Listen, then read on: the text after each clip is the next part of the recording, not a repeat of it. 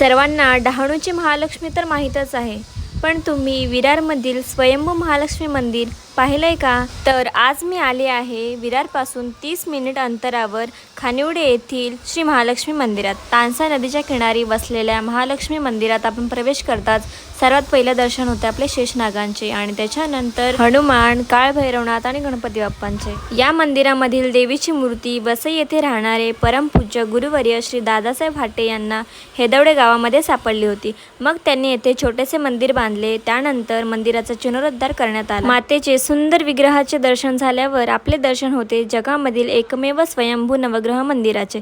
येथे सर्व नवग्रह योग्य स्थिती व योग्य दिशेने ठेवले आहेत। हे स्वयंभू नवग्रह स्वतः ज्वालामुखीच्या लाव्हामधून मोनोलिथिक ग्रॅनाइट दगडामध्ये तयार झालेले आहेत। ओम श्री 879 म्हणजे हिंदू आध्यात्मिक एक सत्य आहे। 8 म्हणजे अष्टविनायक, 7 म्हणजे सप्तऋषी, 9 म्हणजे नवग्रह असे बोलले जाते। या मंदिरात पूजा केल्याने सर्व अडचणी आणि ग्रह दोष नाहीसा होतो। तुम्ही सुद्धा या मंदिराला नक्की भेट द्या। व्हिडिओ आवडले असल्यास लाईक, शेअर, कमेंट करा आणि अशाच व्हिडिओसाठी मला फॉलो करा।